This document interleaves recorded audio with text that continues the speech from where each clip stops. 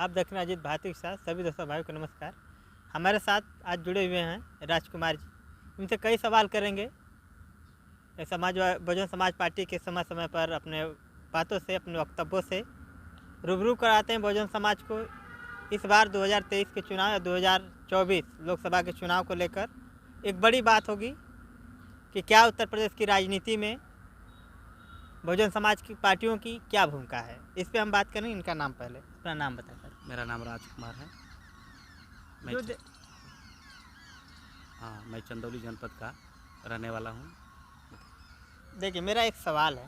जो तमाम बहुजन समाज की जो पार्टियां हैं, बात करें इंडिया गठबंधन में तेजस्वी यादव बिहार से भी नेतृत्व को लिया गया, उत्तर प्रदेश के भी नेतृत्व से लिया गया समाजवादी पार्टी को, लेकिन जो बहुजन समाज के नेता जो बाबा साहब अम्बेडकर जी को जो वास्तव रूप से मानने वाले, बहुजन समाज से जो स्पष्ट रूप से अपनी बातें रखते हैं बहुजन समाज के लिए, बीजेपी को अगेंस्ट में, उन नेताओं को या कह लीजिए दलित नेताओं को इंडिया गठबंधन क्यों नहीं अपने पास लेना चाहती है?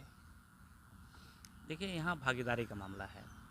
वो भागीदारी देंगे, समुचित भागीदारी देंगे तो क्यों नहीं जाएंगे भाई। हमारे नेता लोग भी, बहुजन समाज पार्टी के नेता लोग भी कह दिए हैं कि बहन जी को पीएम उम्मीदवार इंडिया के गठबंधन के लोग अगर कह दें तो स्वागत है, हम उसमें एंट्री करेंगे, उसमें जाएंगे।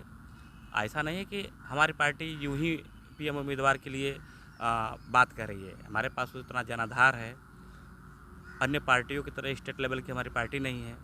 हमारी पार्टी तो राष्ट्रीय लेवल की पार्टी है। हर प्रदेश में 4%, 6%, 2%, 1% है ना। 25-26 राज्यों में है। तो भारत के नंबर 3 रैंक की पार्टी है बहुजन समाज पार्टी, और स्थानीय पार्टी के नेतृत्व में वो चुनाव लड़ेगी, कहाँ तक उचित है?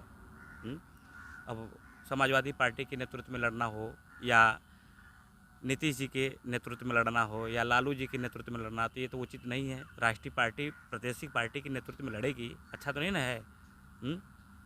ऊपर से नीचे वाली बात हो गई। हमारी पार्टी हो सकता है कुछ राज्यों में कमज़ोर है, मगर हर राज्य में तो है ना। तो इसलिए हम लोग चाह रहे हैं कि भाई हमारे ताकत के अनुरूप हमें प्रतिनिधित्व मिले।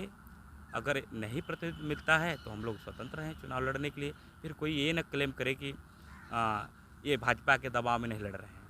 भाजपा का दबाव क्या है? हमने तो भाजपा को कई बार हरवाया है। कई बार बहन जी ने तो 2 वोट से उनका सरकार गिरवाया है। उनसे तो हमारा घरेलू नाता तो है नहीं। 36 का आंकड़ा है बहुजन समाज पार्टी और बीजेपी का। तो कल बात हो रहा था कि पश्चिमी उत्तर प्रदेश के जो मौलाना है, मुस्लिम समाज के शशि थरूर से मिले, उस पर मीटिंग हुआ।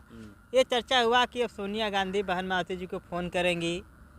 तो इस पर आप किस नज़रिए से देख रहे हैं कि मुसलमान जो कह रहे हैं कि सिर्फ बीजेपी को सही रूप में हराने के लिए मुसलमान तैयार हैं? देखिए, मुसलमान क्या, पूरा देश तैयार है। ऐसी बात तो है नहीं कि क्या अनुसूचित जाति, अनुसूचित जनजाति या अन्य ओबीसी के समाज के लोग उनको बहुत पसंद करते हैं। पसंद करते तो बिहार में तेजस्वी जी इनके खिलाफ क्यों रहते? झारखंड में झारखंड मुक्ति मोर्चा के अध्यक्ष हैं शिबू सोरेन जी, हेमंत सोरेन जी, वो क्यों विरोध करते? उनके ही खिलाफ तो हैं।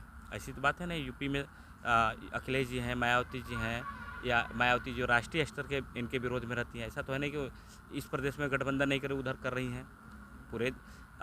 पूरे एक सुर से हर प्रदेश में विरोध में चुनाव लड़ती हैं। उनको नफ़ा हो या नुकसान हो पार्टी को, इसका हम लोग कोई भी नाप तोल नहीं करते। हमारा काम है उनका विरोध करना। उसमें हमको फ़ायदा होगा कि नहीं होगा, हम दुश्मनी भी करते हैं दिल से और दोस्ती भी करते हैं दिल से। तो जहाँ भी ज़रूरत पड़ेगी, जिस स्तर की हमारी लड़ाई रहेगी।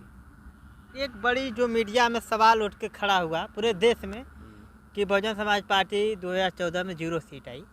जब इन मीडिया 1 सीट 2000 विधानसभा के 2022 के चुनाव में आया बहुजन समाज पार्टी को उत्तर प्रदेश में, तो जब भी इन बातों की शुरुआत होता है तो 2 शब्दों का जिक्र होता है। यूं ही जो कांग्रेस का नेतृत्व या कांग्रेस के जो मध्य प्रदेश, राजस्थान और छत्तीसगढ़, राजस्थान में 2014-2019 के लोकसभा में कांग्रेस 0 सीट पाती है, मध्य प्रदेश में 1 सीट पाती है, 2019 में 2 सीट पाती है, और छत्तीसगढ़ में भी 1 सीट पाती है। तो इन चीज़ों को लेकर पूरे देश में मीडिया क्यों नहीं चर्चा करती है? देखिए, ऐसा है कि मीडिया का जो रूप है वो मनुवादी है। वो उसको पता है कि किसको हाइड करना है, किसको हाईलाइटेड करना है। ये दोनों ही पार्टियां मनुवादी हैं, चाहे कांग्रेस हो चाहे बीजेपी हो। ये दोनों का जो एजेंडा है दोनों का एक है, दोनों एक है। रास्ते भले अलग हो मगर इनका लक्ष्य तो एक ही है, मनुवाद को स्थापित करना। ये पूरे भारत में कहीं भी आज पूरे देश के लोग ईवीएम का विरोध कर रहे हैं, कांग्रेस विरोध करके दिखाए।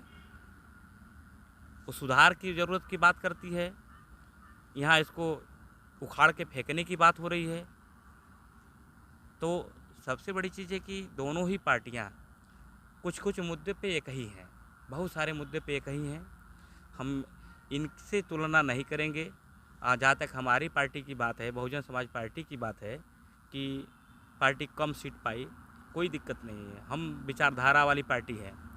बहुजन समाज को चलाने के लिए विचारधारा की ज़रूरत है। विचारधारा में हो सकता है कि सीटें कम आ सकती है, ज़्यादा आ सकती हैं, मगर हम लोग विचारधारा से समझौता नहीं करते हैं। सीट आएगी जाएगी, क्योंकि हमने कई बार सरकार बनाया है, कई स्टेट में सीटें निकली हैं, कभी दर्जनों तक निकली है, आधा दर्जन तक निकली है।